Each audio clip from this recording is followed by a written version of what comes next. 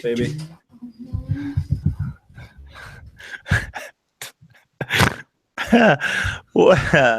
Welcome to another edition of Everyone Hates Cleveland, the podcast. I am your host, Jim Pete, joined by the suave, the debonair, the best husband of the year, Mike Hattery. Michael, how you doing, my friend? Pretty good. You know, I've been looking in at the screen for the YouTube file, and I just feel like I look pretty sharp right now. You do a sort of like rugged look today. I'm very happy with how I look on this podcast. You have your 12-day shadow. That looks good. Throwing down some Corona. It's an honest beer, man. It's an honest beer. It's a go-to.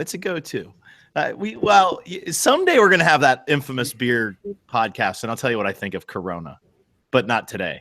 I'm trying to thin down, man. That's why I'm going with the Corona Light. Corona diet. I like actually that could be something new. The Corona diet. Well, there's our complimentary beer topic of the day. But we've got a gamer to talk about. Yes, we are sporadic in every 3-week gamer is happening right now. The Indians win a 1-0 game. It's their 12th one-run game this year. Only their second win. Okay, this is kind of an overarching thing, Mike, and we're going to run another podcast after this and talk more kind of about this. But if I'd have told you that the Indians were going to score 5 runs against the Royals, would you have thought we were going to win 2 of 3? You want to really know it all in petty answer, or do you want the answer you were going for? Well, no. I mean, I know we talk about how good the pitching is, and we but come on. I mean okay. So we probably should save this for later, but go ahead. Give me your real answer, Mike. This is the real EHC podcast. We don't bring any fake stuff here. I'll just say, yeah, I mean, maybe you don't think they'll win 2 games, but I think it's really important that we have an honest discussion about how freaking garbage this Royals team is and how empty that lineup is and devoid of anything competent. Their stars are guys who are all tremendously overvalued. Hosmer is an at best league average hitter, and he plays a position where he should be better than that. Salvador Perez will swing at literally anything that moves. Same goes for Mr. Moustakas, who swung at a pitch about 2.5 feet outside the strike zone today. And those are the anchors of the lineup. The only, legit bat to me is Lorenzo Cain. So, I mean, I definitely don't think they would have won it, but I also think that the Royals suck. Good Lord. Well, so doesn't it then concern you, especially offensively, that the Indians could only put 5 runs on the board? I mean, again, it's early in the year, and I understand that. And we've had our ups and downs with different people throughout the year, but when do we get concerned about the run outage from this team? I mean, we clearly struggle against left-handed junk ball pitchers, maybe lefties in general. In today's game, Danny Duffy, who looks like he's going to win a Cy Young Award when he pitches against us, looked really good again. And I'm not this is nothing against Danny Duffy. I actually like him very much. I think he's a half decent pitcher. But, at what point does that become a concern? I'm not really concerned. I'm just whatever. That's probably hubris. I think one of the concerns, there are a couple of guys that I'm concerned about, but I still think that, this is a team that's 4 games over 500, and Kipnis has looked god-awful, lost in the desert with a packet of lemons. You look at Geyer, who, if it was on a tee, he couldn't hit it right now. You look at Encarnacion, who's actually been hitting the ball really well, and his outcomes just haven't been great. And I think one of the positive things of the last couple of weeks is that, Encarnacion looks like that dude again. We just haven't seen it bear out. I think Adam Burke posted something about how his expected WOBA on contact quality was in the 380s, and it's currently 310 for that stretch. I mean, the outcomes are going to improve for him. And until the last day or two, and the season opening series, Carlos Santana's had some pretty bad start to the season for him. I mean, not for most people, it's better than Eric Hosmer has been his whole career, but for him, Carlos Santana hasn't been that good. You suck, Eric Hosmer. timeout. If I watch one more broadcast with Rick Manning and these guys talking about being scared of Eric Hosmer, or like Tom Hamilton, oh, you don't want Eric Hosmer up. He is the first baseman in the American League I would most like to see up with runners in scoring position of anyone. He is so mediocre. We're not pitching around Eric Hosmer. Don't say, oh, why didn't we walk Eric Hosmer? He's not that good. He kind of sucks. So can we just stop? It's Eric freaking Hosmer. He's going to get like 2 years and $20 million, and everybody will be like, oh, wow, we didn't realize how mediocre and crappy he was this offseason. Anyway, I'm not worried. That's what I'm saying. That was the best. I missed the mic. See, we don't do these repetitively enough. We're not as consistent with these as we used to be. I miss these rants. All right, so not worried about the offense. Let's talk Yan Gomes then. He's looked decent the past 3 weeks. Lots of interesting stats coming about. I mean, he's obviously turned it around a little bit.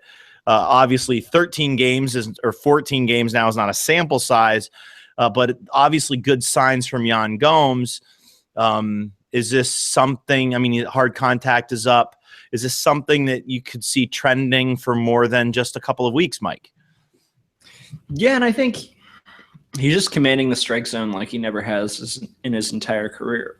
One of the things with Brantley and Gomes right now, and I think we have to talk about Brantley's injury in a bit, but they're succeeding as completely different players than we're used to. I mean, Gomes has basically cut his chase rate on pitches outside the strike zone by 25%. And so, his walk rate's spiking right now, and pitchers are going to adjust, and he's going to get more pitches over the plate. And then we'll see sort of like how that counter adjustment goes for Gomes when he gets more strikes, whether the contact authority continues, whether it improves. I think he's hit the ball a little harder. He's just been his play discipline is just remarkably better, and I think that's awesome. That's a change you rarely see to this level, and he's been phenomenal early discipline-wise, which has covered up the fact that he just didn't hit the ball as hard as he used to. I think in some ways he's selling a little bit of contact authority for plate coverage, especially away. But to me, like an 85 WRC plus catcher, however you want to say it, just a guy who can put up like a 680 OPS at catcher, so valuable to the Indians considering what they got from that position last year. The Indians got nothing. Their catcher position put up like a 500 OPS last year. I mean, this is a huge upgrade. So I don't mind Gomes creating a higher floor for himself and maybe limiting the ceiling of his power, which, he was known for early in his career. All right, so I suppose we should get specific about the game. So this actually sounds like a gamer, and I, obviously the story of the day is Mike Clevenger. I wanted to talk offense of the Royals first, which you kind of got into, Mike. Clevenger, kind of, I don't know if this is the right word, and we'll get into Clevenger's performance, but sort of spearheaded this quote unquote one hitter today. The Indians gave up one hit. Bullpen looked great again. But I do want to focus a little bit on Clevenger. The knock coming in, of course, is control around the strike zone. He looked good early and then kind of reverted back to the Clevenger that we know. And even Michael Bode from WFNY, who's clearly Michael Clevenger's biggest fan, even brought up the fact that this was the perfect offense for Clevenger to face up against. Obviously, you're always happy when you see 5 2/3 and you see a guy not give up, only give up one hit. But he did give up 4 walks, Mike. He threw 91 pitches. I think 50 strikes just off the top. I know it was 50 or maybe 40, but I'm pretty sure it was 50 strikes.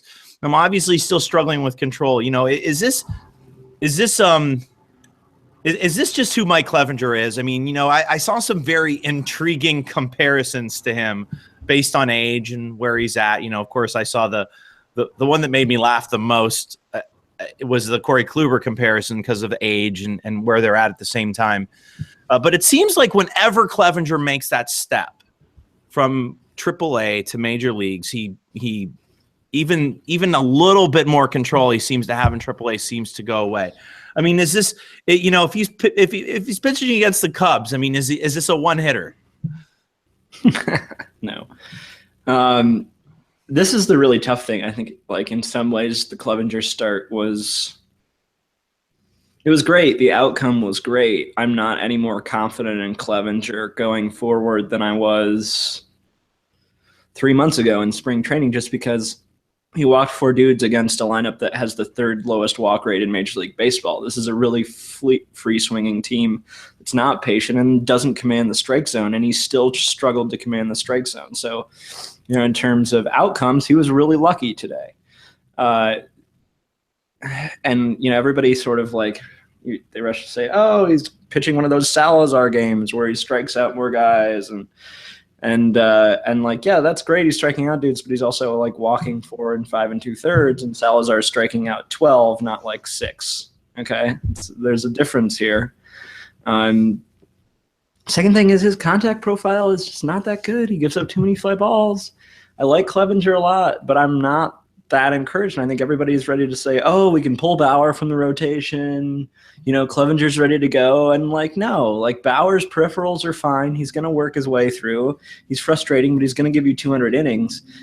People keep acting like Bauer's the concern. Like, yeah, if you look at outcomes early, like you can be nervous about Bauer, but like if you think Josh Tomlin's going to throw more than 120 innings any season ever, it's like not a good bet. Like, so I don't think we want to do this thing where we like force Clevenger into Bauer's spot, and then once Bauer's converted to like a middle reliever for like a month, then we have to flip him back into the rotation because Tomlin's back to his arm issues. This is just Clevenger's not. He's not that sharp. His command is not good. I'm going to get reamed for this. This is a really negative podcast for a guy who goes 5 2/3 and doesn't allow any runs. But sometimes you have to look past the box score. And, to me, like his stuff is really good. But, until his command gets significantly better, I'm just not that optimistic he's any more than like Trevor Bauer. Well, and I mean, some version of Trevor Bauer, maybe even not as good as Trevor Bauer. Yeah, well, maybe. I mean, he did go 5 2. He did go 5 2/3. He did only give up 1 hit. It was against the Royals, who, I mean, offensively are not very good. Overall, are not very good.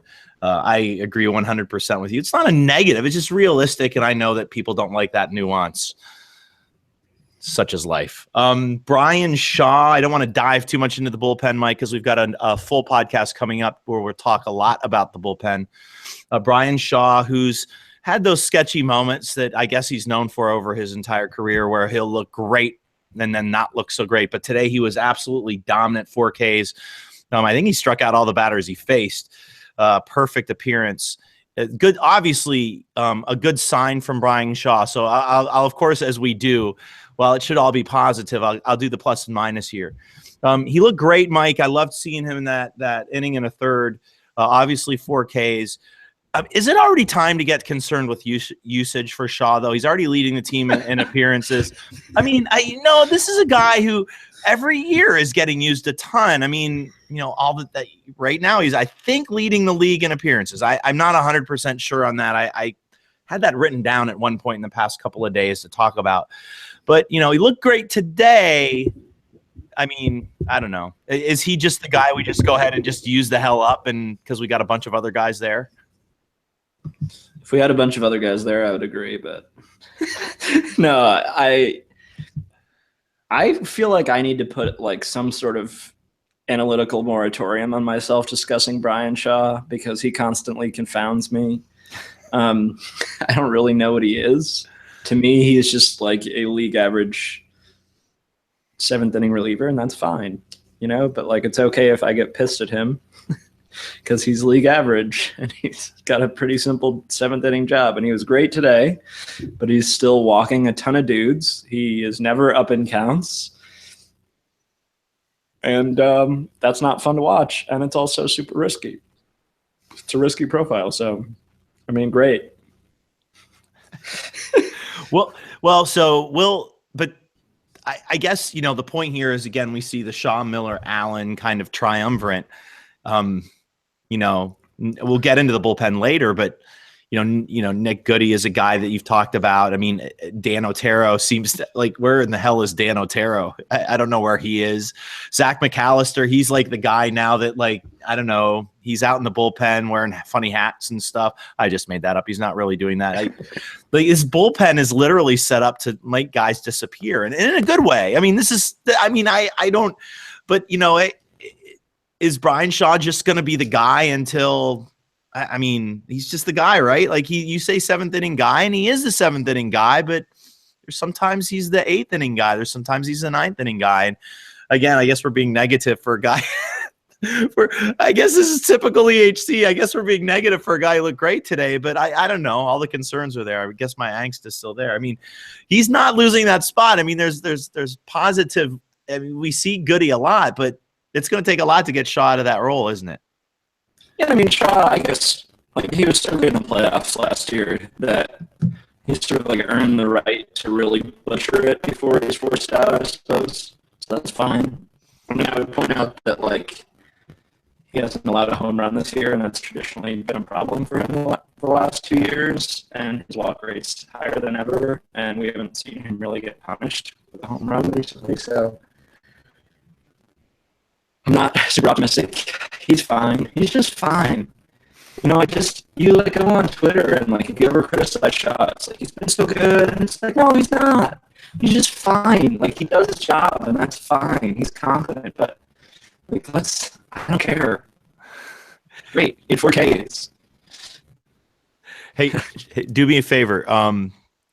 Take out your mic and put it back in. I just got a ton of weird feedback.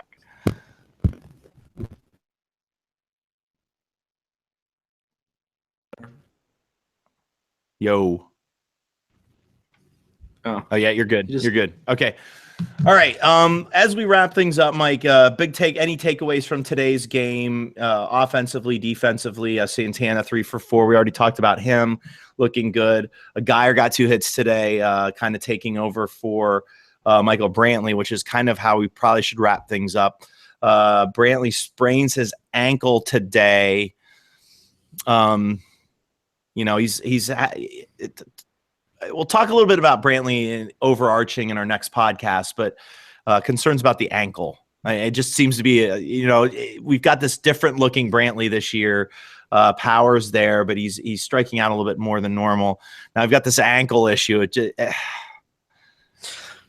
better than the shoulder or the elbow, right? Yeah. I mean, I guess the other thing is, I think it's weird. In baseball, there are a bunch of other injuries that I'm scared of more than the ankle. Like, it's not like the NBA or the NFL where I'm like, oh, an ankle sprain, like, his foot speed is really important. Like, athleticism hasn't been a part of Brantley's game in a little bit, especially defensively. So, like, I'm not worried about him being a little slowed in that regard. Yeah, I mean, it's scary, but I want to see Yandy Diaz play more against left-handed pitching. So, if that's what happens. That's what happens. Yandy Diaz. That's for the next one, though. Oh, boy. All right. Well, the Indians take the series from Kansas City 1-0 today.